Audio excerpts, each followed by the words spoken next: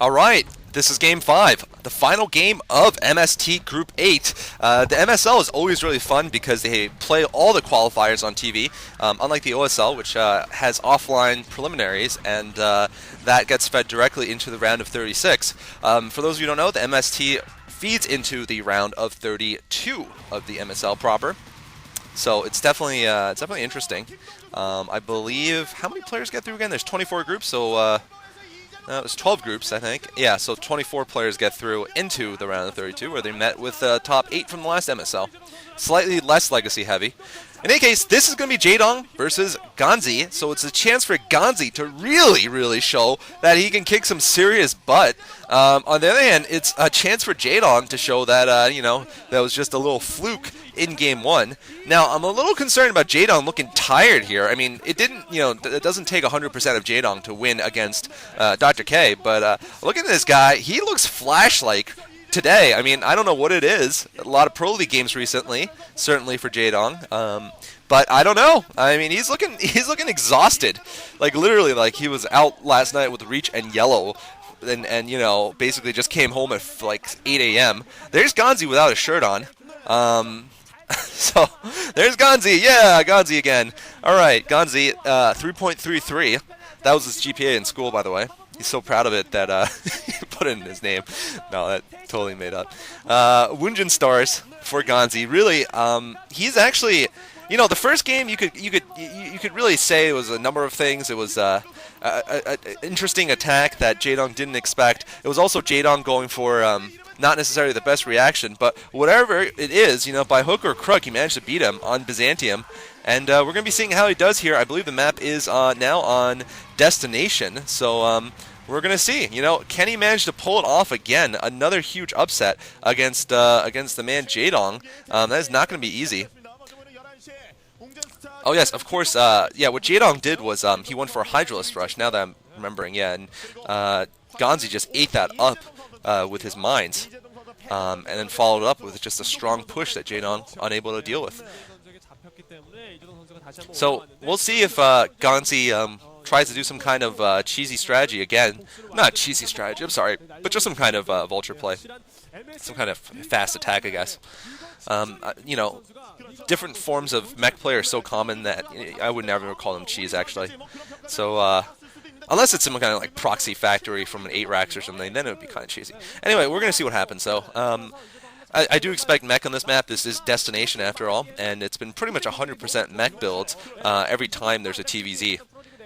That has become the standard nowadays for TVZ, by the way. It's actually rarer to see a normal build, a normal like SK Terran build. We hardly ever see that anymore. I think there's a number of reasons for that. Just to guess, I mean, I think one of them is the 2-hatch Mutalisk that Jaedong invented. It is just so effective against fast expand Medic Marine. It's just disgusting how effective it is, as we've seen, not just in the hands of Jaedong, who of course is the master of it, but in the hands of Yellow Arnak and Luxury and Effort, just everybody who has good Mutalisk Micro, just has pulled it off so well. So Jaedong is going to send out an early scout, and that's a 9 drone. He was also, note that he was also checking for cheese with his Overlord. Definitely doesn't want to be cheesed out this game. Not going to make too much of a difference because he sent out the drone scout. So it is a smart move to check the corner, and he is going to spot the gas, very standard. And of course, the scouting pattern is standard for the Zerg player in this map because they want to know about the gas and what they can expect. So we'll see if Jaedong decides to go 3 hatchery opening here. I think that's a good build actually against mech, and it gives you a good economy. It also gives you a lot of leeway to go Hydralisks if you do want to. Of course, Jaedong did it a little too quickly last time, and it didn't work out for him. But we'll see what happens here. But no, Jaedong actually going to get his gas right after pool, so this is going to be a rather faster build. We'll see if he gets, lair after 2 hatcheries without building a 3rd one, and then with that build, most likely he's going to get a den, but he's only going to pick up a couple of Hydras. Very nice micro here by Jaedong, by the way. Drones do have 1 range, whereas SCVs are, they have no range, and you can eventually micro an SCV down with a drone if you're Jaedong. So Jaedong might decide to block his ramp, by the way. That's maybe what he's doing with this drone going down to his natural. Doesn't want Ganzi to know exactly what's going on. And we'll see. There is Jaedong, of course, with the drone. Very nice. Oh, nice. Oh! He gets in anyway. Oh, that was close. But Jaedong is going to get scouted. Might not make too much of a difference because this is, a very standard, build in response to what Ganzi has done.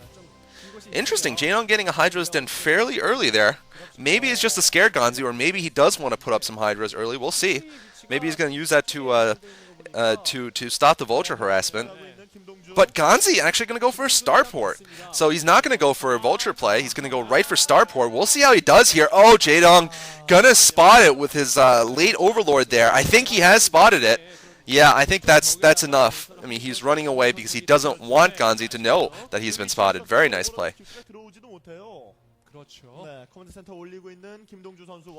And Ganzi also going for Command Center. Interesting build. I mean, this is pretty much what he did in Game 1, actually, I think. Except he got mines at that time.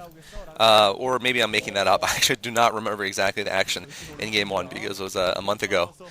But anyway, it looks like Jaedong is probably going to have to get some Hydras, and he has to worry about losing a couple Overlords. On the other hand, Ganzi is going to be a lot weaker in terms of ground defense against any kind of Hydralist attack, or basically any kind of Hydralist attack that could come up. It could be very devastating. And actually, Ganzi, now that I remember, I am looking back for a second, Ganzi did go for pretty much the same build, actually. He went for a Starport. A Starport and Fast Expand, so not really Fast Expand, but the difference was, of course, he got mines before he went for the Starport. That's why I remember he was so effective against Jaedong's Hydras. Wow, I gotta say, Ganzi was some sick micro there, picking out some health on the Hydralisk. He might even pick it off, but no, he's not going to. Hydras are just a lot better than Vultures. Ganzi's gonna have to pull some Flashlight defending here, though, if Jaedong decides to go for a number of Hydras and just bust open that front door. Although I don't think Jaedong can. He's only got 2 hatcheries, and it's a different situation from Flash versus Hyuk. So perhaps Jaedong's not going to have to worry about that. Wraith has gotten 1 kill, probably an Overlord. And Jaedong's going to get a Spire right there. And we'll see what Ganzi decides to do about air defense. It looks like he is going to go turrets, it seems, instead of going Valkyries or Cloak Wraiths or something like that. And I think that's pretty much what he has to do, given that he's expanded. He doesn't have the timing quite right for fast. Oh, but look at this though. He does have, hold the thought. I mean, he does have Cloak researching. So I guess he is going to go for Cloak rates to defend. This is interesting. Normally we see, 2-port rates if we're going to see Cloak rates. We don't see this kind of hybrid kind of fast expand into Cloak rates, but Ganzi has really been innovating recently. In that first game against Jaedong was certainly a build that, while it